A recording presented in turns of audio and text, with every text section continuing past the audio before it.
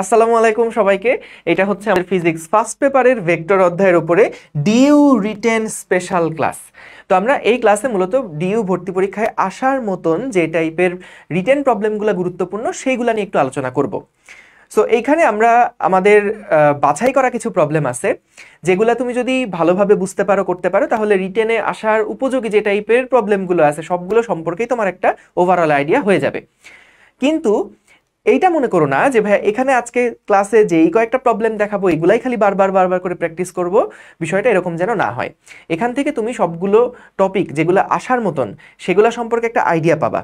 কিন্তু তোমাকে প্র্যাকটিস করার জন্য আমি সাজেস্ট করব, নিজের স্পিড বাড়ানোর জন্য আমি সাজেস্ট করব যে তোমরা যেই টেক্সট বই ইন্টারে ফলো করছো, সেটা ইসাক স্যার হোক, তপন স্যার হোক, সেলু স্যার হোক, যেই স্যারের বই ফলো করছো সেই স্যারের বইয়ের চ্যাপ্টারের শেষে যে উদাহরণের অঙ্কগুলো করানো থাকে না, যেগুলো সলভ করা থাকে, সেই প্রবলেমগুলো নিজেরা প্র্যাকটিসের জন্য একটু বারবার বারবার করে দেখো। কারণ বিগত বছরের প্রশ্ন অ্যানালাইসিস করে যেটা দেখা যায়, মোটামুটি বইয়ের যে সমস্ত প্রবলেমগুলো আছে সেইগুলাই কিন্তু হুবহু প্রশ্নের পরীক্ষায় থাকে।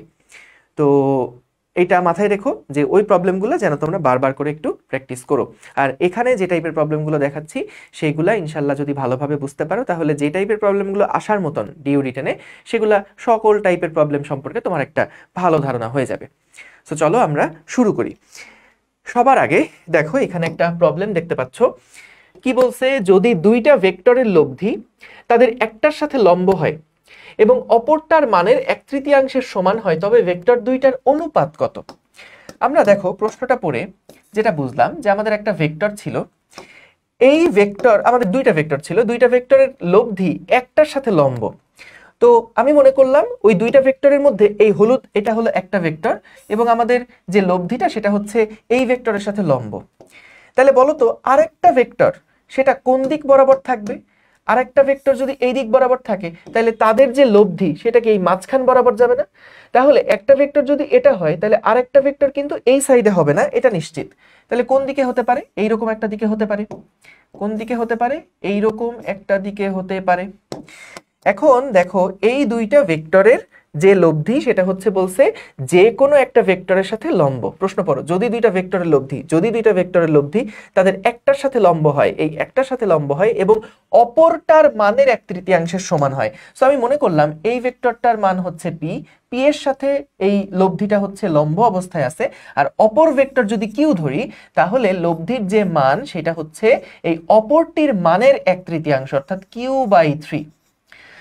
সো দেখো আমরা আগে প্রশ্ন পড়ে ছবিটা আগে একটু এঁকে ফেললাম। সো তুমিও পরীক্ষার হলে যদি ছবিটা একটু ড্র করে ফেলতে পারো, নিজের প্রবলেম সলভ করাটাই দেখবা যে সহজ হচ্ছে। তো এইখানে আমরা প্রবলেমটাকে দুইটা স্টাইলে আসলে সলভ করব। একটা একদম কনভেনশনাল উপায়ে আর আরেকটা একটু স্মার্ট উপায়ে। সো আগে চলো কনভেনশনাল উপায়টা দেখে নিই, যেরকম প্রবলেমগুলো আসলে তোমরা ইন্টারে আসলে কিভাবে করে সলভ করতা। যে কোনো একভাবে ডিউতে করলেই হবে, কিন্তু অবশ্যই যেটা একটু স্মার্ট প্রসেস বা যেটা হচ্ছে একটু কম সময় লাগে সেটাই তো আমরা আসলে ফলো করব, তাই না? তো দেখো আমাদেরকে যেটা বলছে যে এই পি আর কিউ এর যে লব্ধি আর সেটা হচ্ছে পি এর সাথে মনে করো লম্ব। ঠিক আছে, ভেরি গুড, পি এর সাথে লম্ব।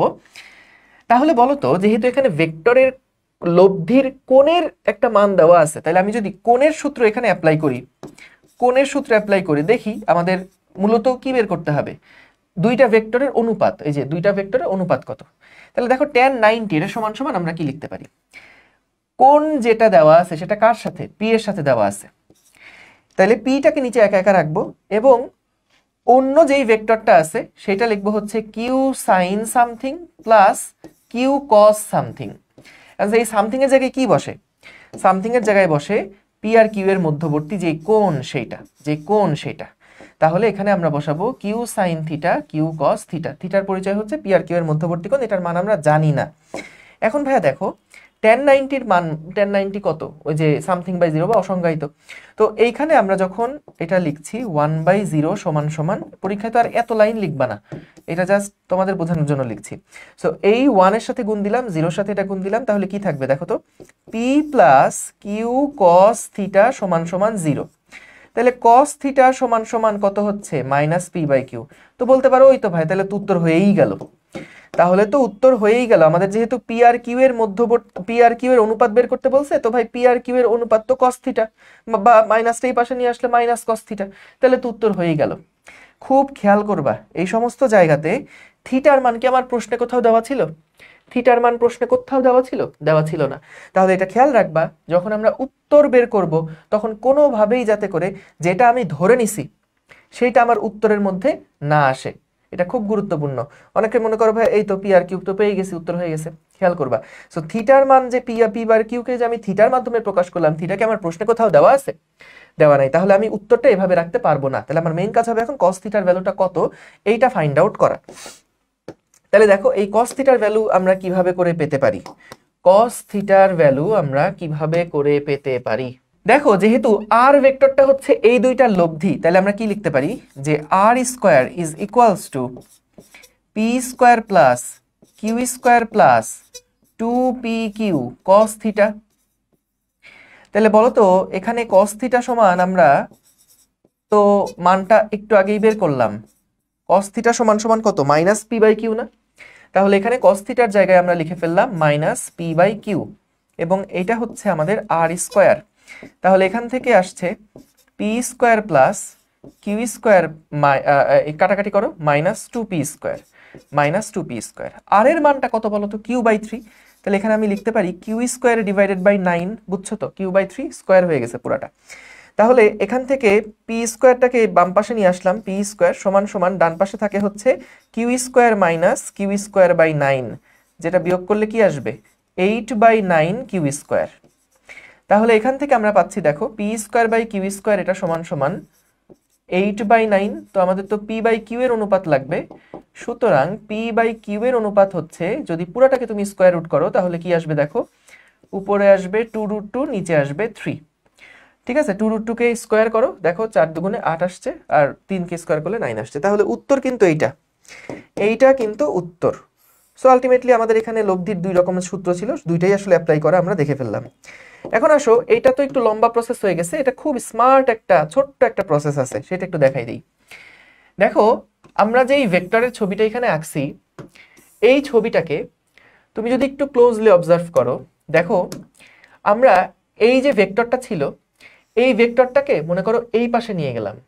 সো আমি যদি এই পাশে নিয়ে যাই, ছবিটা যদি আমি একটু রিড্র করি, সো ছবিটা যদি একটু রিড্র করি, ছবিটা হচ্ছে এই রকম। এইটা কিন্তু কিউ হবে। দেখো তুমি ত্রিভুজ সূত্র অনুযায়ী যদি মিলাতে চাও, এই যে এটা হচ্ছে পি ভেক্টর, এটা হচ্ছে কিউ ভেক্টর, তাহলে আদি থেকে শেষ এটা হলো আমাদের সেই লব্ধিটা। কিন্তু দেখো বুঝছো কিনা, যে কোনো একজন লোক, ধরো কোনো একজন লোক সে এইখান থেকে যাত্রা শুরু করছে, তারপর এই দিকে গেল, তারপরে সে এই দিকে গেল, তাইলে তার লব্ধি সরণ কত? এই যে আদি থেকে শেষ, এইটাই তার লব্ধি না? তাইলে আমাদের পি আর কিউ এই দুইটার লব্ধি কিন্তু এখানে আর ভেক্টরটা। তাহলে আমি এখানে কি করলাম, এই যে ভেক্টরটা ছিল সেটাকে এই পাশে নিয়ে আসলাম। ভাই কেন নিয়ে আসলেন? তার মেইন কারণটা এখানে গুরুত্বপূর্ণ। কারণ দেখো কিউকে যদি আমি শিফটিং করে এই পাশে নিয়ে আসি, তাহলে কিন্তু এটা একটা ত্রিভুজ হয়ে যাচ্ছে। কি ত্রিভুজ? একটা স্পেশাল ত্রিভুজ, সমকোণী ত্রিভুজ হয়ে যাচ্ছে। এবং সমকোণী ত্রিভুজের জন্য আমরা কি পিথাগোরাস অ্যাপ্লাই করতে পারি? পিথাগোরাসের সূত্র প্রয়োগ করে পাই, পিথাগোরাসের সূত্র থেকে পাই, এখানে কি লেখা যাবে? অতিভুজ স্কয়ার সমান সমান পি স্কয়ার প্লাস আর স্কয়ার। এখন আর মানে কি? আর মানে হচ্ছে কিউ স্কয়ার ডিভাইডেড বাই 9।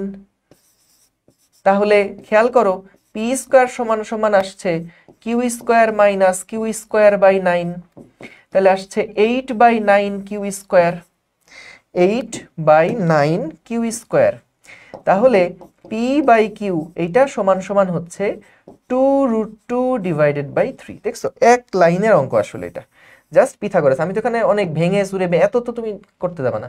তুমি এই আর এর মান জানোই যে আর এর মান হচ্ছে কিউ বাই 3, তাই না? আর এর মান জানোই কিউ বাই 3, তাহলে একবার এখানে কিউ স্কয়ার বাই 9 বসাই দিয়ে তারপর এখান থেকে ভ্যালু বের করে ফেলবা। সো দেখছো, যদি এরকম চিন্তা করতে পারো তাহলে দেখবা খুব দ্রুত এটা সলভ হয়ে যাচ্ছে। এটাও সহজ কিন্তু একটু লম্বা প্রসেস আর কি। সো আশা করি বুঝতে পারছো। সো এটা হচ্ছে প্রসেস 1, আর এটা হচ্ছে প্রসেস 2, এইটা হচ্ছে প্রসেস 2। ঠিক আছে, আশা করি বুঝছো। চলো পরের প্রবলেমটা দেখে ফেলি। দেখো কি বলছে এখানে, যে আমাদের দেখাও যে একই বিন্দুতে ক্রিয়ারত দুইটা ভেক্টর রাশির মান সমান হলে এদের লব্ধি ভেক্টর রাশিদ্বয়ের মধ্যবর্তী কোণকে সমদ্বিখণ্ডিত করে। খুবই খুবই পপুলার একটা প্রশ্ন, এটা খুবই পপুলার একটা প্রশ্ন। সো মনে করো এইখানে আমাদের কোনো একটা বস্তু আছে, আমাদেরকে বলল যে এই বস্তুটার উপরে আমরা দুইটা বল প্রয়োগ করছি এবং এই দুইটা বল পরস্পর সমান, এটার মান যদি পি হয় এইটার মানও হচ্ছে পি। দেখাও যে একই বিন্দুতে ক্রিয়ারত দুইটা ভেক্টর রাশির মান সমান হলে, এই যে একই বিন্দুতে ক্রিয়ারত দুইটা ভেক্টর রাশির মান সমান হলে এদের লব্ধি ভেক্টর রাশিদ্বয়ের মধ্যবর্তী যে কোণ, এই যে রাশিদ্বয়ের মধ্যবর্তী যে কোণ, আমাদেরকে বললো লব্ধি ভেক্টরটা রাশিদ্বয়ের মধ্যবর্তী কোণকে সমদ্বিখণ্ডিত করবে। অর্থাৎ এইটা তো আমাদের লব্ধির কোণটা, তাই না? পি এর সাথে যে কোনো একটা ভেক্টরের সাথে লব্ধির কোণ হচ্ছে এটা। তো আমাদেরকে বলছে যদি দুইটা ভেক্টরের মান সমান হয় তাহলে আমাদের যেই লব্ধিটা আছে সেটা হচ্ছে দুইটা ভেক্টরের মধ্যবর্তী যে টোটাল যে থিটা কোণ, সেই থিটা কোণকে সমদ্বিখণ্ডিত করবে। লব্ধিটা থিটা কোণটাকে সমদ্বিখণ্ডিত করবে। তার মানে কি আলফা সমান সমান থিটা বাই 2, এটাই আমাকে প্রমাণ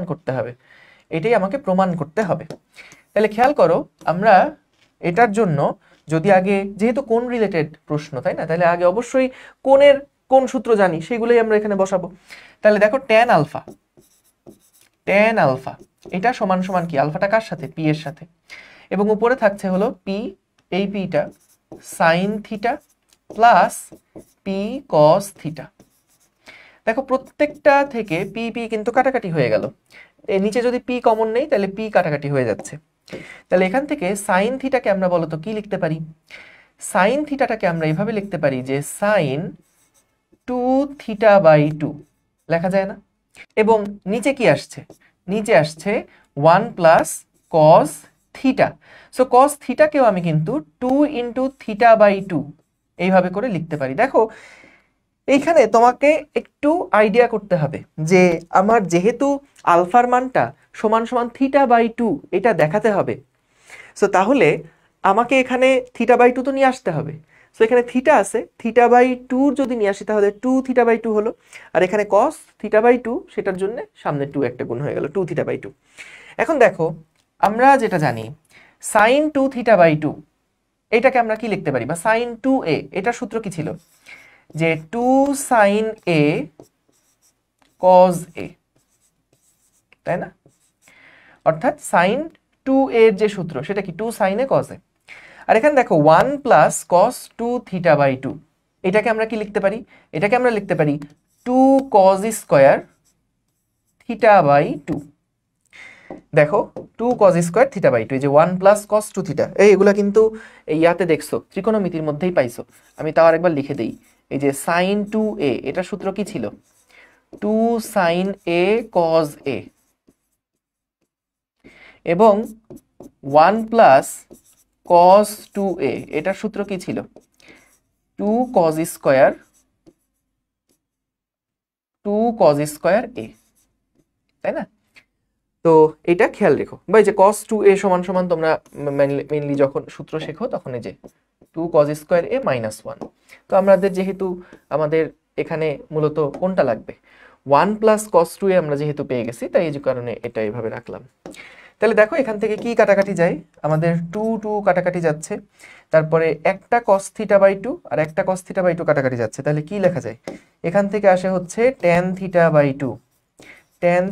2, এবং এই tan থিটা বাই 2 সমান সমান হচ্ছে tan আলফা। সুতরাং আমরা লিখতে পারি কি, আলফা সমান সমান থিটা বাই 2, তাইলে প্রমাণিত।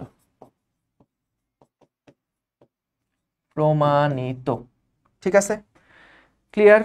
আশা করি বুঝতে পারছো। সেই ছোট ছোট অঙ্ক এগুলাই কিন্তু বেশি গুরুত্বপূর্ণ, খেয়াল রেখো। এরপরে দেখো আরেকটা প্রশ্ন কি বলছে এখানে, যে এমন একটা ভেক্টর নির্ণয় করো যার মান হচ্ছে এই ভেক্টরের মানের সমান এবং দিক হচ্ছে এই ভেক্টরটার বিপরীত দিকে। এমন একটা ভেক্টর বের করতে হবে যেই ভেক্টরটার মান হলো এই ভেক্টরের মানের সমান। তাইলে দেখো আমরা এখানে আগে এই ভেক্টরের মানটা আগে বের করি। সো যে কোনো এমন একটা ভেক্টর বের করতে হবে। এখন দেখো ভাই, ভেক্টর যখন আমরা লিখি তখন কি লিখতে হয়? তার মান থাকতে হয় এবং তার দিক থাকতে হয়, তাই তো? এখন এই দিকটা বলতো আমরা কি দিয়ে প্রকাশ করি? দিকটা প্রকাশ করি আমরা একক ভেক্টর দিয়ে না, দিকটা প্রকাশ করি আমরা একক ভেক্টর দিয়ে না। আর মান কত সেটা তো আমরা এখান থেকে মানটা পাবো। আর একক ভেক্টর দিয়ে যেহেতু দিক প্রকাশিত হয়, কোন ভেক্টরের দিকে আমাদের ভেক্টরটা আছে, এই ভেক্টরের বিপরীত দিকে। তাহলে আমরা এই ভেক্টরের দিকে আগে একটা একক ভেক্টর বের করব, সেইটাকে জাস্ট মাইনাস করে ফেলবো। মাইনাস করা মানে কি, ঠিক 180 ডিগ্রি ঘুরে যাওয়া, উল্টা দিকে যাওয়া। তাহলে খেয়াল করো, আমরা এখানে প্রথমে বলছে এই ভেক্টরের মান।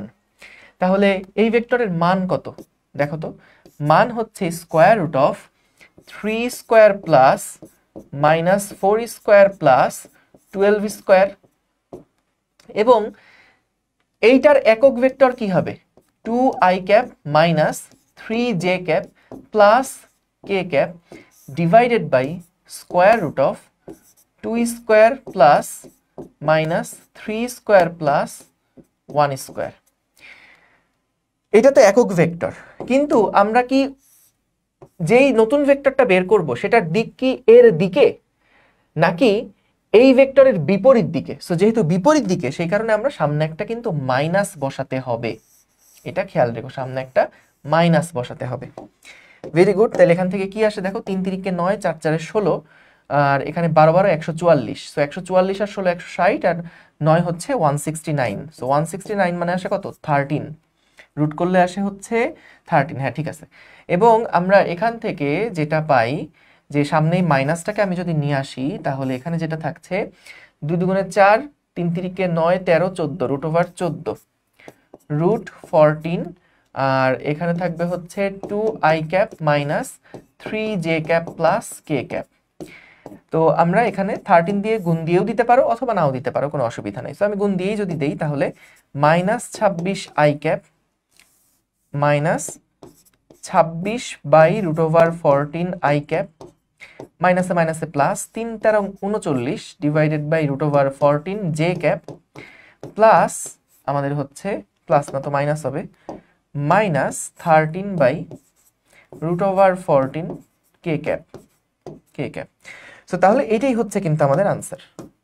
তো বলতে পারো যে ভাই রুট 14 এভাবে আলাদা আলাদা রাখতে হবে কিনা, না ম্যান্ডেটরি না। তুমি চাইলে মাইনাস 13 বাই রুট 14 লিখে তারপরে এইটুকুও রাখতে পারো, কোনো অসুবিধা নেই, ফুল মার্কস পাবা। সো এইটাই হচ্ছে আমাদের উত্তর। তাহলে দেখো, কনসেপ্টটা বোঝার চেষ্টা করো। এমন একটা ভেক্টর আমরা বের করতে চাইছি যার মান হলো এই ভেক্টরের মানের সমান। তাহলে মানটা আমরা কত সেটা আগে লিখে ফেললাম। আর দিক তো ভাই এটা কেমনে প্রকাশ করে, দিকটা প্রকাশ করে একক ভেক্টর দিয়ে। তাহলে একক ভেক্টর কার নিব, যার দিকে ভেক্টরটা কাজ করছে সেই দিক বরাবর নিব। কার দিকে, এই দিকে। তাহলে এই দিক বরাবর একক ভেক্টর নিলাম, কিন্তু আমাদের বলেছে এই দিক ঠিক না, এই দিকের উল্টা দিকে, বিপরীত দিকে। সো বিপরীত দিকে বলে মাইনাসের দিকে একটা একক ভেক্টর নিলাম। তাহলে মান নিলাম, দিক নিলাম, এইভাবে করে আমরা অ্যান্সার বের করে ফেললাম। আশা করি বুঝতে পারছো। চলো পরের প্রবলেমটা দেখি।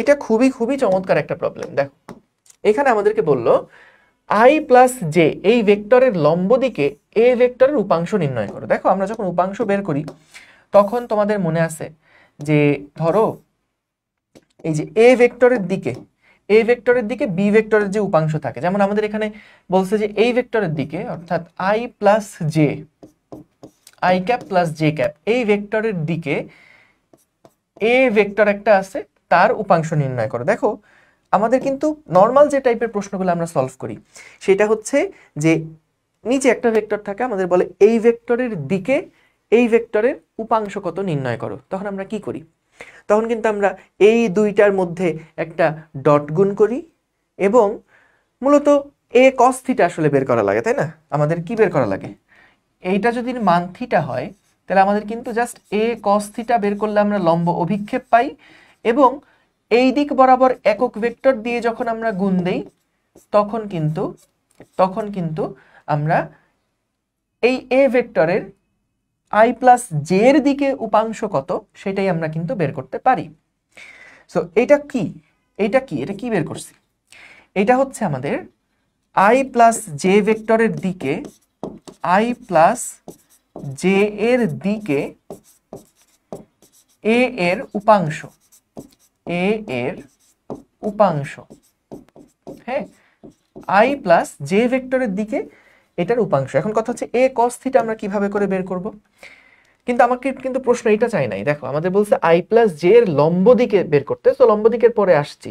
আগে নর্মাল আমরা যেটা পারতাম যে এই ভেক্টরের দিকে এই ভেক্টরের উপাংশ কত, সো সেটার জন্য আই প্লাস জে এর দিকে এর যে উপাংশ হবে সেটা কি হবে, দেখো এ কস থিটা কেন লিখলাম, কারণ আমাদের কিন্তু এইখান থেকে এইটুকু যেই অংশটা এটাই তো আমাদের এ কস থিটা না, তো শুধু যদি এ কস থিটা থাকতো তাহলে তো এটুকু মান বোঝাচ্ছে, দিক বোঝানোর জন্য আমাদের এই দিক বরাবর একক ভেক্টর নেওয়া লাগবে, তো সেই কারণে আমরা এই মানের সাথে ওই দিকটাকে গুণ দিলাম। সো দিক কোনটা, আই প্লাস জে এর যে দিকে যে একক ভেক্টরটা সেটাই। তাহলে এখন এ কস থিটার ভ্যালু কত এটা আমাদের এখন বের করা লাগবে, তাই তো এ কস থিটার ভ্যালু কত, তাহলে সেটার জন্য আমরা কি করি, আমরা ডট গুণ দেই যে আই প্লাস জে যেই ভেক্টরটা আছে এটাকে আমি একটা নাম দিয়ে দিই, তাহলে আমাদের জন্য সুবিধা হবে, বি ভেক্টর দিয়ে দিলাম ধরো আই প্লাস জে, আর এটা হচ্ছে 2i প্লাস 3j। তাহলে বলো তো আমরা এখান থেকে কি পাইলাম, এখান থেকে আমরা পাইলাম হচ্ছে বি ডট এ করছি, বি ডট এ মানে কি এ বি কস থিটা, তো এটার মান কত হচ্ছে 2 প্লাস 3 হচ্ছে অর্থাৎ 5 আসছে, 2 আর হচ্ছে 3। হ্যাঁ আমাদের তো মূলত লাগবে কি এ কস থিটার ভ্যালুটা আমাদের লাগবে, বা ভেক্টর রূপটা আমাদের লাগবে, বা ভ্যালুটা আমাদের লাগবে সরি। তাহলে কত আসে 5 ডিভাইডেড বাই বি এর মান, তো বি এর মান কত, বি ভেক্টর এটা ধরছিলাম, এটার মান কত, এটার মান হচ্ছে 1 স্কয়ার প্লাস 1 স্কয়ার অর্থাৎ 5 ডিভাইডেড বাই √2, এটা হচ্ছে আমাদের এ কস থিটার ভ্যালুটা। তাহলে খেয়াল করো এ কস থিটা সমান আমরা লিখতে পারি 5 ডিভাইডেড বাই √2, আর এখানে থাকে i cap plus j cap divided by √2, এখান থেকে আমরা কি পাচ্ছি 5/2 i cap plus j cap. ভাইয়া এটা কি বের হলো, এইটা বের হলো আমাদের আই প্লাস জে এর দিকে এ ভেক্টরের উপাংশ কতটুকু সেটা আমরা বের করলাম, কিন্তু আমাদের তো এটা চাই নাই, আমাদের কি চাইছে, আমাদের তো চাইছে যে এই আই প্লাস জে যেই ভেক্টরটা ছিল তার লম্ব দিকে, তার মানে এই দিক বরাবর তার লম্ব দিক, লম্ব দিক কোনটা, লম্ব দিক তো এই দিক, সো এই দিক বরাবর এর উপাংশ কত, বুঝতে পারছো, আই প্লাস জে যেই ভেক্টরটা ছিল তার লম্ব দিক তো ওয়াই অক্ষটা বা উপরের দিকটা, সরি উপরের দিকটা, তাহলে এই উপরের যে দিকটা সেই দিক বরাবর এর উপাংশ কত সেটা আমাদেরকে বের করতে হবে। আর তুমি বলতে পারো ভাই এটা এ কস থিটা ছিল, আপনি এ সাইন থিটা করলেই তো পাবেন, কিন্তু খেয়াল করো যদি এ সাইন থিটা এখানে তুমি করো তাহলে কিন্তু জাস্ট মানটা পাবা, এই দিক বরাবর কোনো একক ভেক্টর তোমার জানা নাই, তাহলে তুমি জাস্ট মানটা পাবা কিন্তু দিকটা কিন্তু পাবা না, সো তোমার হয়তো লম্ব দিক বরাবর লম্ব অভিক্ষেপ পাবা, কিন্তু উপাংশ বের করার জন্য একটু ভিন্ন স্ট্র্যাটেজি আমাদের নেওয়া লাগবে। সো মনে করো এ ভেক্টরের এই দিক বরাবর যে উপাংশটা পাইছি এটাকে আমরা বললাম এ এক্স বা এ ওয়ান, ধরো এটাকে বললাম এ ওয়ান, আর এর এই তার লম্ব দিক বরাবর এ ওয়ানের লম্ব দিক বরাবর যেই উপাংশটা সেটাকে আমি বললাম এ টু। তাহলে বলো তো যেহেতু এ ভেক্টরকে আমরা দুইটা উপাংশে ভাগ করছি বা এ ভেক্টরকে আমরা লম্ব উপাংশে ভাগ করছি, তাহলে কি লেখা যায়, তাহলে আমরা লিখতে পারি না যে এ ভেক্টর হচ্ছে সমান সমান এ ওয়ান ভেক্টর প্লাস এ টু ভেক্টর, এটা লেখা যায় না যে এ ভেক্টর হচ্ছে এ ওয়ান প্লাস এ টু ভেক্টর, লেখা যায় তো। তাহলে আমাদের মূলত বের করতে হবে এ টু ভেক্টরটাকে, এ টু ভেক্টর সমান তাহলে কি লেখা যায় দেখো এ মাইনাস এ ওয়ান। এখন খেয়াল করো আমরা মূলত আই প্লাস জে এর দিকে এর উপাংশ, আই প্লাস জে এর দিকে এর যে উপাংশটা নিছি সেটাই কিন্তু আমাদের মূলত এ ওয়ান ভেক্টরটা। তাহলে এ থেকে যদি এ ওয়ানকে বাদ দেই আমাদের এ ভেক্টর কোনটা ছিল, এ ভেক্টর ছিল হচ্ছে 2i plus 3j, 2i plus 3j এটা হচ্ছে আমাদের এ ভেক্টর, সেখান থেকে আমাদেরকে বাদ দিতে হবে কাকে 5/2 i cap plus j cap. তাহলে এখান থেকে আমরা কিন্তু এ টু ভেক্টর কত সেটা পেয়ে যাব, তাহলে 2 থেকে 5/2 যদি বাদ দেওয়া হয় তাহলে আসছে মাইনাস হাফ আই ক্যাপ আর হচ্ছে প্লাস হাফ জে ক্যাপ। আমি আশা করি ঠিকঠাক হিসাব নিকাশ করেছি। সো তাহলে এ টু হচ্ছে আমাদের এটার উত্তর। সো দেখো আমরা কিন্তু এখানে এই প্রবলেমটার মাধ্যমে মোটামুটি আমাদের দুই টাইপের যে প্রবলেম সেই দুইটাই কিন্তু কভার হয়ে গেছে। একটা হচ্ছে কি ছিল, নর্মাল যে টাইপের প্রবলেমগুলো, যে দুইটা ভেক্টর দেওয়া আছে, আমাদেরকে বলে একটা ভেক্টরের দিকে আর একটার উপাংশ কত নির্ণয় করো। সো সেটা বের করার জন্য আমরা ওই যে এই ভেক্টরের দিকে এর উপাংশ সেটা কত হয়, এ কস থিটা হয়। তো এ কস থিটা সেটা আমরা মান কিভাবে বের করছি, ডট গুণ করে বের করছি। এ কস থিটার ভ্যালু কত বের করছি, সো ভ্যালু বের করলাম। কিন্তু এই ভ্যালুটা তো মূলত লম্ব অভিক্ষেপ, আমি যদি উপাংশ বলতে চাই তাহলে একটা একক ভেক্টর দিয়ে গুণ দিতে হবে। কোন দিক বরাবর একক ভেক্টর দিয়ে গুণ দিব, এই দিক বরাবর i প্লাস জে এর দিকে, কারণ i প্লাস জে এর দিকেই তো এর উপাংশ চাইছে। তাহলে i প্লাস জে এর দিকে লম্ব অভিক্ষেপ, আমাদের i প্লাস জে এর দিকে আমাদের একক ভেক্টরটা কত, সেই একক ভেক্টরটা আমরা লিখলাম, এবং তারপরে a cos থিটা, আর তারপরে একক ভেক্টর দিয়ে আমরা a1 ভেক্টরটা পেলাম। a1 ভেক্টরটা কি, a1 ভেক্টরটা হচ্ছে i প্লাস জে এর দিকে এর যেই উপাংশ সেটা। কিন্তু আমাদের তো এই উপাংশ চাই নাই, আমাদের কোনটা চাইছে, যে i প্লাস জে এর সাথে লম্ব যেটা, সেই লম্ব দিক বরাবর এর উপাংশ কত, অর্থাৎ এই উপাংশটা কত। এটা কিন্তু আমাদের এই লম্ব দিকটা বুঝাইছে, লাল কালিটা দিয়ে আমি লম্ব দিকটা বুঝাইছি, এটা কিন্তু এর উপাংশ না। এর উপাংশ কতটুকু, এর উপাংশ হচ্ছে এই দেখো, এর উপাংশ হচ্ছে জাস্ট এতটুকু, কিন্তু এটাই হচ্ছে a2 এর ভ্যালুটা। সো দেখো a1 আর a2 এরা যেহেতু এর দুইটা লম্ব উপাংশ, অর্থাৎ a কে ভেঙেই তো আমরা a1 a2 পাইছি, তার মানে কি a1 আর a2 কে লব্ধি করলে আমরা a পাবো। সো এটাই আমি এখানে লিখলাম যে a পাওয়ার জন্য a1 আর a2 কে লব্ধি করতে হবে। তাহলে দেখো আমাদের মূলত লাগবে a2 কত, সো a2 সমান সমান a মাইনাস a1, এখান থেকে আমরা a2 এর ভ্যালু কত বের করে ফেললাম। সো আশা করি বুঝতে পেরেছো। চলো পরের প্রবলেমটা দেখে ফেলি। কি বললো এখানে, এমন একটা একক ভেক্টর নির্ণয় করো যা xy তলের সমান্তরাল এবং i মাইনাস জে প্লাস কে ভেক্টরের সাথে সমকোণে অবস্থিত। দেখো যেহেতু আমাদেরকে বলে দিচ্ছে যে ভেক্টরটা xy সমতলে আছে, তাহলে আমরা আগে ধরে নেই যে আমাদের ভেক্টরটা হচ্ছে A I cap plus B J cap. ঠিক আছে, দেখো আই আর জে যেহেতু xy সমতলে আছে, তাহলে অবশ্যই ভেক্টরটা something I plus something J এরকম ফরম্যাটেই থাকবে, কারণ xy তলের মধ্যে আছে বা xy তলের সমান্তরালে আছে, এবং সেটা এই ভেক্টরের সাথে সমকোণে অবস্থিত। আবার এটা কিন্তু একটা একক ভেক্টর হইতে হবে, তার মানে এটা যদি একটা একক ভেক্টর হতে হয়, তাহলে খেয়াল করো আমাদের কিন্তু square root of a square plus b square, এটার মান কত হতে হবে, এক একক হতে হবে। আমি দুই পাশে স্কোয়ার করলে কি পাই, a square plus b square সমান সমান হচ্ছে 1। ভেরি গুড, এটা থাকলো। এখন আমাদের বলছে যে এই যে ভেক্টরটা, সেই ভেক্টরটা শুধু xy সমান্তরালই না, বরং ওই ভেক্টরের সাথে সমকোণে অবস্থিত। সমকোণে যদি অবস্থিত হয়, তাহলে এই ভেক্টরের সাথে আমি যদি ওই vector i minus J cap plus K cap এটার যদি আমি ডট গুণ দেই, ডট গুণ দিলে কি পাওয়ার কথা, শূন্য পাওয়ার কথা। তাহলে দেখো এখানে আমরা গুণ দিলে পাচ্ছি a, তারপর এখানে আমরা গুণ পাচ্ছি মাইনাস বি, আর এটা তো আমাদের ইয়া হয়ে যাচ্ছে কে যেহেতু নাই, তাহলে সুতরাং কি থাকবে, a আর b পরস্পর সমান, a আর b পরস্পর সমান। তাহলে আমি যদি এটাকে 1 নাম্বার ইকুয়েশন ধরি, এটাকে 2 নাম্বার ইকুয়েশন ধরি, তাহলে আমাদের এখান থেকে বলতো উত্তরকে আমি এ বিতে রাখতে পারবো, পারবো না কিন্তু, কারণ কোথাও প্রশ্নে এ বি বলে কিছু দেওয়া নাই, এটা আমাদের ধরে নেওয়া, তাহলে উত্তরে কখনো এ বি থাকতে পারবে না। তাহলে এখন আমরা এ আর বি এর মান দুইটা বের করতে হবে, এবং আমরা আশা করি পারবো, কারণ দুইটা সমীকরণ আছে এবং দুইটা আননোন, এ আর বি দুইটা আননোন, এবং এ আমাদের 1 নাম্বার 2 নাম্বার দুইটা সমীকরণ আমরা পাইছি। তাহলে এই দুইটা সলভ করে কিন্তু আমরা বের করে ফেলতে পারবো যে আমাদের মূল ভেক্টরটা কত।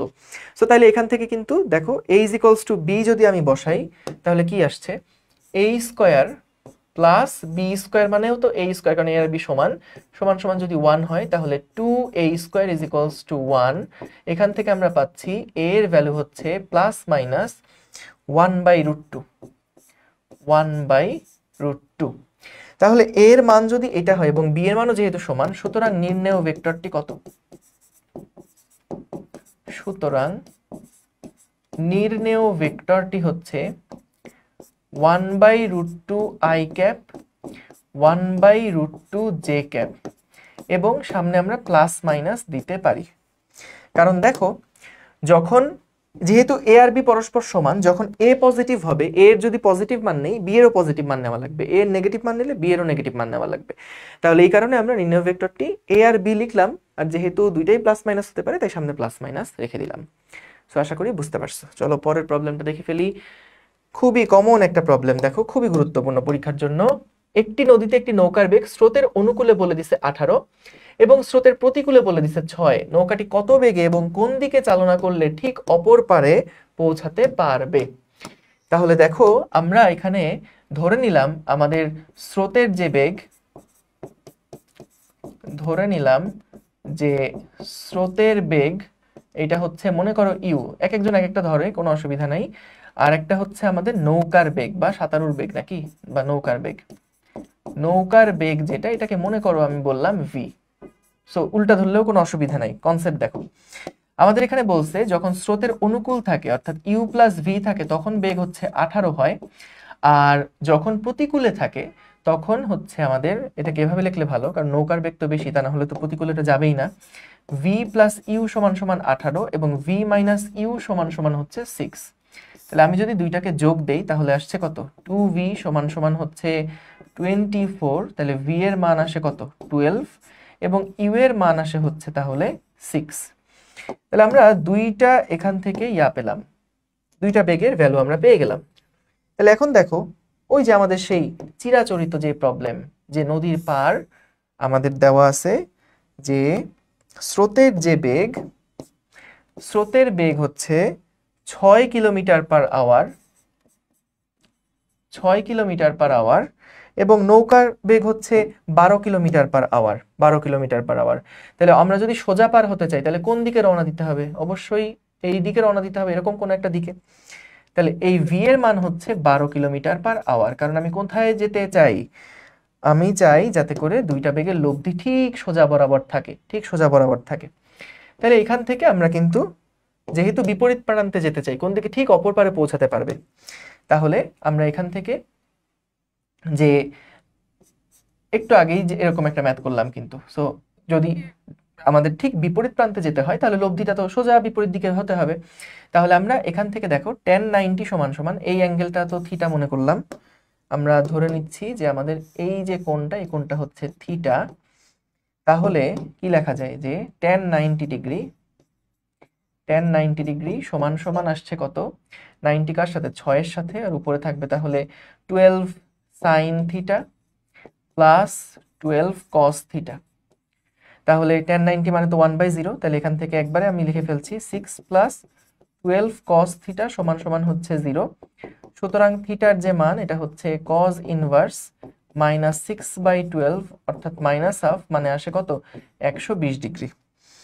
আর সেই ক্ষেত্রে আমাদের যে লব্ধি বেগের মানটা পাচ্ছি, লব্ধি বেগের মানটা কত, লব্ধি বেগের যে মানটা পাবো সেই লব্ধি বেগের মানটা কত, লব্ধি বেগের মান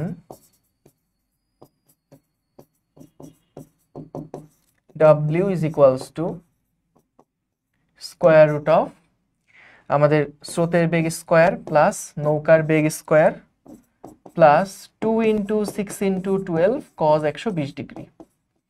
যারা একবারে সূত্র জানো, square root of v square minus u square, সেটাও অ্যাপ্লাই করতে পারো, কোনো অসুবিধা নেই। সো তাহলে এখান থেকে কি আসে আমাদের, এটা যেহেতু হাফ হয়ে যাবে তাহলে 6 × 12, তাহলে এখানে আসছে হলো 36 স্কোয়ার প্লাস হচ্ছে 36 প্লাস হচ্ছে 144 এবং মাইনাস হচ্ছে 6 × 12 72। তাহলে কত হয়, 144 থেকে 36 বাদ দিলে কি রুট ওভার 100, রুট ওভার কত হয় 108, রুট ওভার 108। সো তাহলে এটাই হচ্ছে আমাদের লব্ধি বেগের মান। সো আশা করি বুঝতে পারছো। এছাড়াও তোমরা এই সূত্র সরাসরিও যদি অ্যাপ্লাই করো তাইলেও হবে, যে W সমান সমান square root of v square minus u square. এটাও কিন্তু মূলত পিথাগোরাস থেকেই আনা যায়। এই যে তুমি যদি এই ভেক্টরটাকে এই পাশে নিয়ে আসো তাহলে এই ভি স্কোয়ার সমান সমান হচ্ছে ইউ স্কোয়ার প্লাস ডাব্লিউ স্কোয়ার, তাহলে ডাব্লিউ স্কোয়ার সমান হচ্ছে v square minus u square, ওখান থেকেও নিয়ে আসা যায়। ঠিক আছে, আশা করি বুঝতে পেরেছো কিভাবে এটা আমরা করব। ঠিক আছে, এবার চলো আমরা তার পরের প্রবলেমটা দেখে ফেলি। কি বলছে দেখো, এক ব্যক্তির অনুভূমিক রাস্তায় 2 কিলোমিটার পার আওয়ার বেগে হাঁটছে, তার মনে হচ্ছে বৃষ্টি উলম্বভাবে 2 কিলোমিটার পার আওয়ার বেগে পড়ছে, বৃষ্টির প্রকৃত বেগ এবং দিক নির্ণয় করো। খুবই খুবই টিপিক্যাল একটা প্রবলেম কিন্তু। দেখো আমরা মনে করলাম যে আমাদের এই ভদ্রলোক সে হচ্ছে ডান দিক বরাবর যাচ্ছে vm বেগে, ডান দিক বরাবর যাচ্ছে vm বেগে। এবং দেখো লোকটার কাছে মনে হচ্ছে বৃষ্টি উলম্বভাবে পড়ছে, লোকটার কাছে মনে হচ্ছে, তার মানে কি? তার মানে হচ্ছে এইটা বৃষ্টির প্রকৃত বেগ না, বরং এটা হচ্ছে বৃষ্টির বেগ কার সাপেক্ষে? ম্যানের সাপেক্ষে। বৃষ্টির বেগটা ম্যানের সাপেক্ষে সোজাসুজি নিচের দিকে পড়ছে। তাহলে দেখো তো আমরা কি লিখতে পারি, যে বৃষ্টির বেগ লোকের সাপেক্ষে সমান সমান কি লেখা যায়? vr মাইনাস vm, এটা লেখা যায় না? vrm সমান সমান এই যে vr মাইনাস vm, বা লোকের সাপেক্ষে যেহেতু এটা বেগ দেওয়া আছে, তাহলে কি লোকের সাপেক্ষে বেগ বের করতে হলে যার সাপেক্ষে বেগ বের করছি তার বেগটাকেই উল্টাতে হয়, তার বেগটাকেই বিয়োগ করতে হয়। তাহলে আমরা এখান থেকে দেখো মূলত বৃষ্টির প্রকৃত বেগ যেটা, এইটা আমাদের বের করতে হবে। তাহলে কি লেখা যায়? vr এটা সমান সমান হচ্ছে vrm প্লাস vm। খেয়াল করবা এখানে মেজরিটি তোমরা যে ভুলটা করো, আমিও শুরুতে এই একই ভুল করে রাখছি, সেটা হচ্ছে যে কখনো এগুলা কিন্তু ভেক্টর সাইন ছাড়া পরীক্ষার হলে লিখবা না, নাম্বার কিছু না কিছু কাটবেই। সো এটা মাস্ট, ভেক্টর সাইনটা দেওয়া লাগবেই। এটা এই জন্য আলাদা করে আমি বললাম তোমাদেরকে যে ভেক্টর সাইন ছাড়া কখনোই আপেক্ষিক বেগের সমীকরণগুলো লিখবা না। এটা কিন্তু স্যাররা দেখলে মার্ক কাটবে যদি আলাদাভাবে লেখো।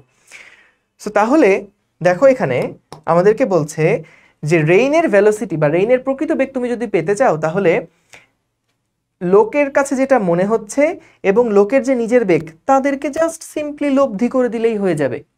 আমাদের সমীকরণ এই কথাটাই বলছে। সমীকরণ বলছে যে তুমি যদি লোকের সাপেক্ষে বৃষ্টির যে বেগ তার সাথে লোকের বেগটাকে যোগ করো, ভেক্টর যোগ করো, কারণ ভেক্টর তো এগুলা ভেক্টর যোগ মানে কি? লব্ধি করো। তাহলে লব্ধি করলেই তুমি এখানে আর এর বেগটা পেয়ে যাবা, অর্থাৎ বৃষ্টির প্রকৃত বেগটা পেয়ে যাবা। তার মানে কি? দেখো আমার এইখানে যেই ভেক্টরটা আছে এবং যে rm আছে, এই দুইটা ভেক্টরকে আমার লব্ধি করতে হবে। এই দুইটা ভেক্টরকে আমার কি করতে হবে? লব্ধি করতে হবে। তাহলে দেখো তো এই দুইটা লব্ধি করলে আমরা কি পাবো? যেহেতু এটার মানও 2 একক, এটার মান হচ্ছে 2 কিলোমিটার পার আওয়ার, এইটার মানও তো 2 কিলোমিটার পার আওয়ার। তাহলে আমরা এই দুইটার লব্ধি করলে বলার অপেক্ষা রাখে না, যেহেতু দুইটার মান সমান, তাহলে যেহেতু দুইটার মান সমান 2 আর 2, এই দুইটার যেহেতু মান সমান, তাহলে লব্ধিটা কি হবে? ঠিক মধ্যবিন্দু দিয়ে যাবে না? তাহলে কি আমাদের প্রকৃত বেগ কত হবে বলতো? প্রকৃত বেগ যেটা vr এর যে মানটা হবে সেটা কি? ওই দুইটার লব্ধি, অর্থাৎ 2 স্কয়ার প্লাস 2 স্কয়ার, তার মানে কত হচ্ছে? 2√2। ঠিক আছে, 2√2। এবং আমাদের অ্যাঙ্গেলটা কত হবে? না করেই বলে দেওয়া যে এটা হবে 45 ডিগ্রি। তাও তুমি যদি করতে চাও, যে কারণ অ্যাঙ্গেল কেন বললাম 45 ডিগ্রি, কারণ যেহেতু এটা লম্ব বরাবর আছে, এই 2 আর এই 2 লম্ব বরাবর আছে, দুইটার মানই একই রকম 2 2, তাহলে এদের যেই লব্ধিটা সেটা তো মধ্যবিন্দু, সেটা তো তাদের মধ্যবর্তী কোণকে সমাদ্বিখণ্ডিত করবে। তাহলে এখানে আমরা যে থিটাটা পাচ্ছি, দেখো ট্যান থিটা, এই ট্যান থিটা এটা সমান সমান হচ্ছে 2/2, অর্থাৎ 1 আসছে। সুতরাং থিটার যে মান এটা হচ্ছে 45 ডিগ্রি। বুঝছো তো? এই যে লম্ব বাই ভূমি, এই বাহুটাকে যদি এই পাশে নিয়ে আসি, তাহলে তো এটাও 2 এটাও 2, তাহলে ত্রিভুজের মধ্যে লম্ব বাই ভূমি 2/2 করলে 45 পাচ্ছি, 2/2 করলে 1 পাচ্ছি, থিটার মান আসছে 45। তো আশা করি বুঝতে পারছো। ওকে, এই প্রবলেমটা খুবই স্পেশাল একটা প্রবলেম। দেখো এখানে কি বলছে, যে ভূমির সাপেক্ষে বৃষ্টি উলম্ব বরাবর নিচের দিকে 3 কিলোমিটার পার আওয়ার বেগে পড়ছে। অর্থাৎ আমি ধরে নিলাম এই দিক বরাবর আমাদের বৃষ্টি পড়ছে। সো এইটা হলো vr সমান সমান হচ্ছে 3 কিলোমিটার পার আওয়ার। একজন সাইকেল আরোহী অনুভূমিকের সাথে 30 ডিগ্রি কোণে হেলানো তল বরাবর উপরের দিকে 10 কিলোমিটার পার আওয়ার বেগে যাচ্ছে। অর্থাৎ একজন সাইকেল আরোহী, মনে করো এটা হচ্ছে আমাদের সেই সাইকেল আরোহী, এই সাইকেল আরোহী, হ্যাঁ, এই সাইকেল আরোহী সে কি করছে?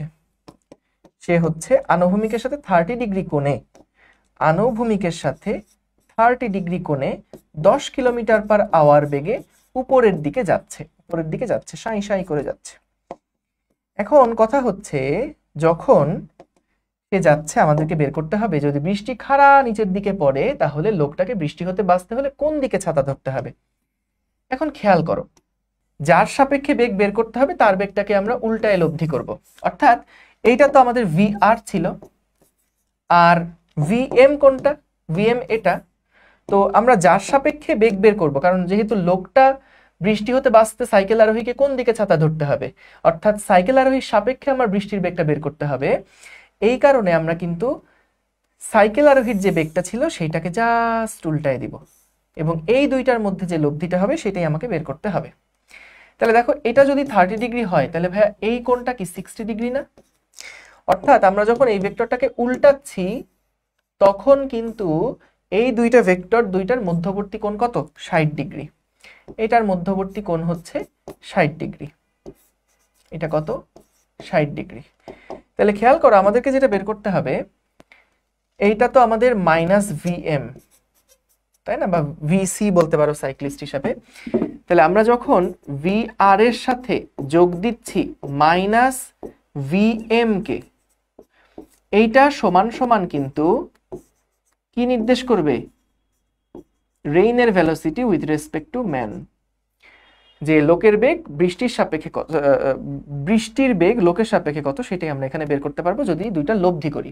কারণ আমাদের মূলত চাইছে কোন দিকে ছাতা ধরতে হবে, তাহলে এই দুইটার যে লব্ধিটা হবে সেই দিকেই তো ছাতাটা ধরতে হবে। সো এটা হচ্ছে আমাদের vrm। তার মানে আমরা যদি এই vr এর সাথে কোণটা কত হয়, থিটার মানটা যদি বের করে ফেলতে পারি তাহলে কিন্তু কাজ শেষ।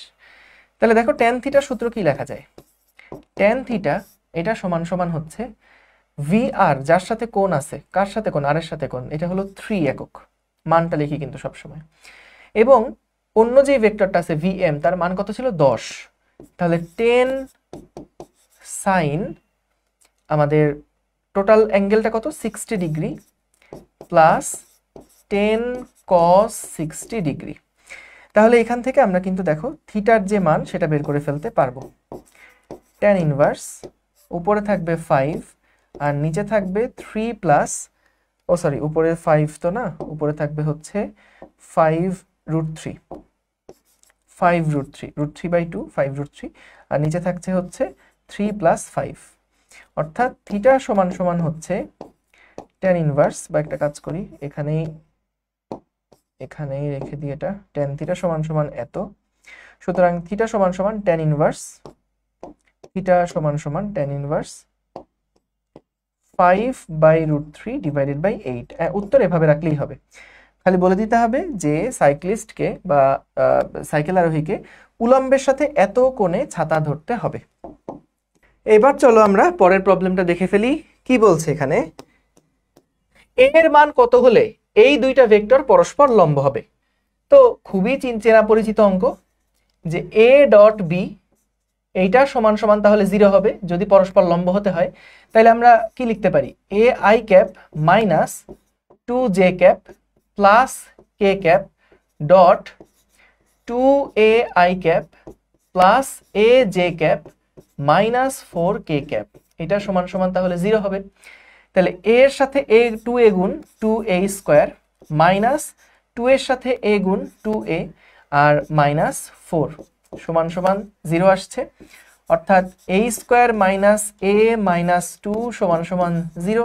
জাস্ট এটাকে জাস্ট মিডল টার্ম যদি করে ফেলি, 2a প্লাস a মাইনাস 2 সমান সমান 0।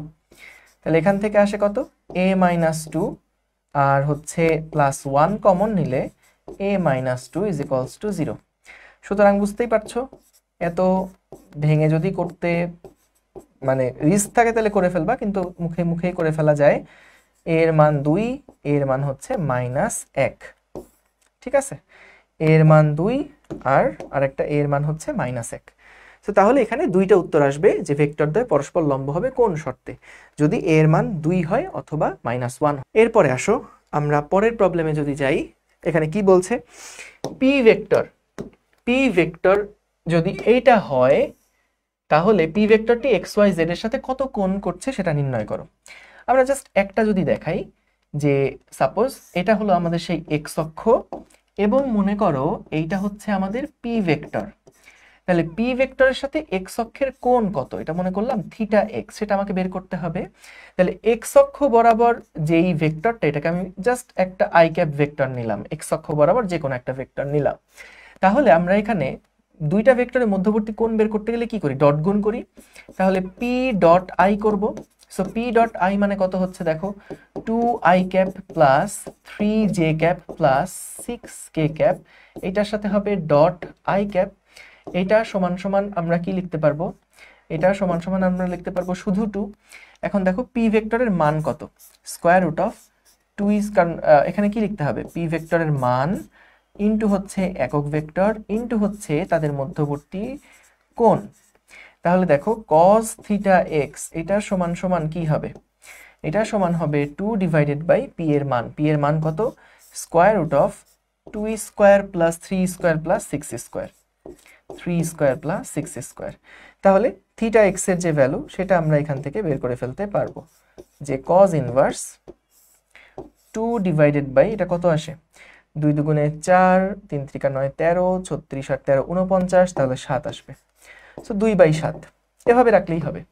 তুমি বাকিটা আমি হোমওয়ার্ক দিয়ে যাচ্ছি, দেখবা থিটা ওয়াই এর যে ভ্যালু সেইটা আসবে কত আমি বলে দিই। দেখো cos ইনভার্স বলো তো এইটার সহগ কত, 3 না, জে এর সহগ, তাহলে 3 ডিভাইডেড বাই হবে 7।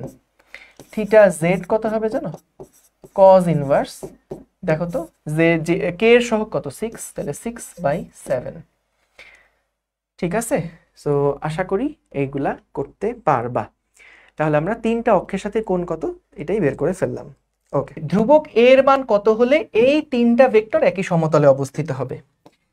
আমরা কি জানি, যখন তিনটা ভেক্টর এ ক্রস বি ডট সি সমান সমান যদি শূন্য হয় তাহলে তারা একই সমতলে থাকবে। তো এই সমতলের থাকার যে শর্ত এ বা এ ক্রস বি ডট সি, এটাকে আমরা একবারে কিভাবে লিখতে পারি, যে উপরে আমি এ ভেক্টরটা লিখব 3 - 4a, তারপরে 2 - 1 1 এবং 1 2 - 3। তো আমরা এই যে a cross b dot c এইটা কিন্তু এভাবে করে প্রকাশ করতে পারি, a cross b dot c, এইটাকে এরকম নির্ণায়ক বের করলে কিন্তু হয়ে যাবে। তাহলে আমাদের দরকার একই সমতলে থাকার শর্তটা লেখা। সো ধ্রুবক a এর মান কত হলে একই সমতলে থাকবে, তো a cross b dot c এটার মান যদি শূন্য হয় তখনই তো তারা একই সমতলে থাকবে। তাহলে এখান থেকে আমি যদি ভ্যালুগুলো লিখে ফেলি, দেখো 3 ইনটু এখানে আসছে 3 - 2, তারপরে মাইনাসে মাইনাসে প্লাস 4, 3 দুগুণে 6 - 1, আর হচ্ছে প্লাস এ রাখলে 2 দুগুণে 4, আর হচ্ছে প্লাস 1, তাহলে কত আসছে এখানে 3, 4 সাথে 28 এবং হচ্ছে প্লাস 5a, এটা সমান সমান 0।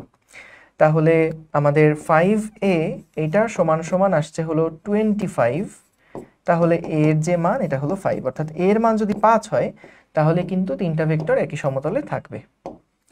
ঠিক আছে, সো এটা অ্যাপ্লাই করো। চলো পরের প্রবলেমটা দেখে ফেলি।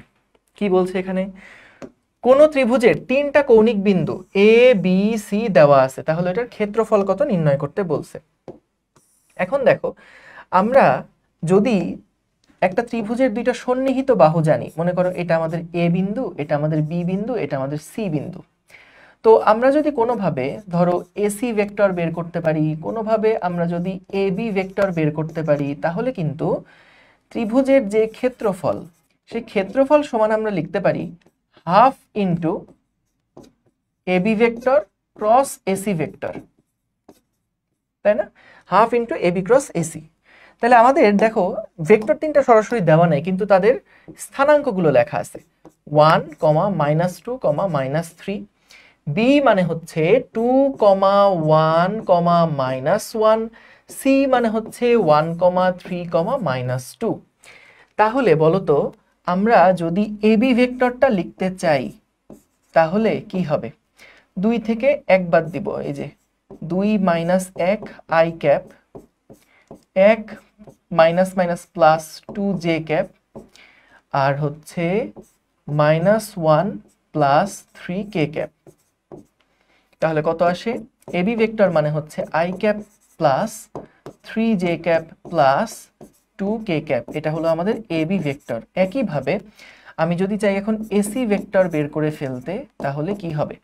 এসি ভেক্টর একবারে যদি লিখে ফেলি, আই ক্যাপ নাই হয়ে যাচ্ছে, 3 আর 2 5j ক্যাপ এবং -2 প্লাস 3 প্লাস k ক্যাপ। তাহলে দেখো আমরা যখন ক্ষেত্রফল বের করব, এবি ক্রস এসি করতে হবে। এবি ক্রস এসি আমরা কিভাবে করব? এখানে দিব আই ক্যাপ, এটা দিব জে ক্যাপ, এটা দিব কে ক্যাপ, এবং আমাদের এবি যেটা সেটা হচ্ছে 1 3 2 আর এটা হচ্ছে 0 5 1। তাহলে দেখি হিসাব করে কি আসে। আমাদের সামনে একটা হাফ লাগবে, এটা খেয়াল রেখো। আমরা জাস্ট আগে এ ক্রস বি এর মানটা আগে বের করব।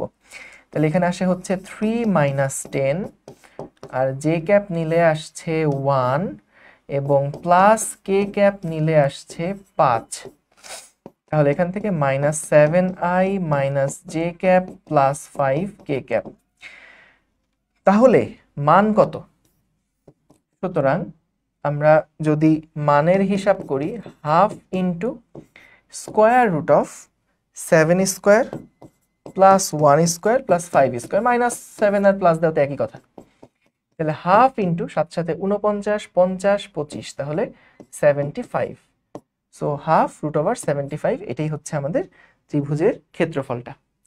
সো দেখো এখান থেকে আমাদের যে কোনো দুইটা ভেক্টর দেওয়া থাকলে, আমরা যে কোনো দুইটা স্থানাঙ্ক দেওয়া থাকলে তাদের যেই সরণ ভেক্টর সেটা কিভাবে বের করে এটা আমরা দেখলাম। এবং ত্রিভুজের ক্ষেত্রে কিন্তু যে কোনো দুইটা সন্নিহিত বাহু তোমাকে আগে বের করে তাদের ক্রস গুণ করে হাফ করলেই কিন্তু ত্রিভুজের ক্ষেত্রফলটা পেয়ে যাবে। এবার আসো আমরা আমাদের ওই যে কার্ল গ্রেডিয়েন্ট ডাইভারজেন্সের যে টাইপের প্রবলেমগুলো আছে এগুলো একটু দেখি। এগুলো কিন্তু খুবই গুরুত্বপূর্ণ, কারণ বিগত বছরে তুমি যদি ঢাকা ভার্সিটির প্রশ্ন দেখো, দেখবা যে কার্ল থেকে কিন্তু একটা প্রশ্ন দিয়ে দিছিল। তো এগুলা নর্মালি অঙ্ক খুবই সহজ হয়, একটু বাসায় প্র্যাকটিস করো যাতে করে পরীক্ষার হলে গিয়ে কোনো রকম গন্ডগোল না পাকে। সো আমাদের এ ভেক্টর দেওয়া আছে, ফাই ভেক্টর দেওয়া আছে, দুইটা ভেক্টর বলছে যে তাহলে এই বিন্দুতে এ ডট গ্র্যাড ফাই কত হবে, গ্র্যাড ফাই কত হবে, এটা ভেক্টর দিলে ভালো হয়, গ্র্যাড ফাই কত হবে। তাহলে দেখো আমরা প্রথমে আগে চলো বের করি গ্র্যাড ফাই। গ্র্যাড ফাই এটা কি হয়? এটা হচ্ছে আমাদের ওই যে ডিডিএক্স অফ ফাই কত 2z minus x cube y i cap plus dy of j cap plus ddz of k cap। তাহলে ভাইয়া এইখানে যেটা সেটাই তো আমরা পার্শিয়াল ডিফারেন্সিয়েশন করব। তাহলে খেয়াল করো x এর সাপেক্ষে যখন ডিফারেন্সিয়েট করছো এটা হয়ে যাবে কত, -3x² y i ক্যাপ। এই মনে আছে তো, ওই যে যখন x এর সাপেক্ষে পার্শিয়াল ডিফারেন্সিয়েশন করছি তখন অন্য সবাইকে আমরা কিন্তু কনস্ট্যান্ট ধরবো, জাস্ট x টাই হচ্ছে আমাদের এখানে ভ্যারিয়েবল। তাহলে -3x² y i ক্যাপ রাখলাম, প্লাস তো না এখানে মাইনাসই হবে, তো সেক্ষেত্রে আসছে কত 3x², না সরি x³ জাস্ট x³ থাকবে, -x³ j ক্যাপ, তাই না? কারণ এটা তো 0 আর এখানে করলে আমাদের শুধু x³ থাকবে যেহেতু y এর সাপেক্ষে পার্শিয়াল ডিফারেন্সিয়েশন করছি। প্লাস পরেরটা কি থাকছে দেখো, শুধু 2k ক্যাপ থাকবে, কারণ পরে এই পার্টটুকু কিন্তু z নাই তাই এটা বাদ, আর 2z কে ডিফারেন্সিয়েট করলে শুধু 2 থাকবে। Very good. তাহলে আমরা গ্র্যাড ফাই কত এটা বের করে ফেললাম। এখন আমাদেরকে জাস্ট এর সাথে এটা ডট গুণ করতে হবে, এর সাথে এই ভেক্টরটাকে ডট গুণ করা লাগবে, ডট গুণ করতে হবে। তাহলে ডট গুণ করলে আমরা এই ভেক্টরটা যদি আগে লিখে ফেলি, 2x² i cap 2x² i cap plus 3yz plus 3yz j cap minus xz² k cap, xz² k cap. So এইটার সাথে ডট গুণ দিতে হবে এই রাশিটাকে, সো তাহলে এখান থেকে দেখো আমরা যদি ডট গুণ করি তাহলে কি পাই, 3 দুগুণে 6 x⁴ y, মাইনাস আসবে সামনে একটা, তারপরে হচ্ছে j এর সাথে j এর গুণ -3x³ yz এবং -2xz² গেল। তাহলে আমাদের কোন পয়েন্টে বের করতে বলছে?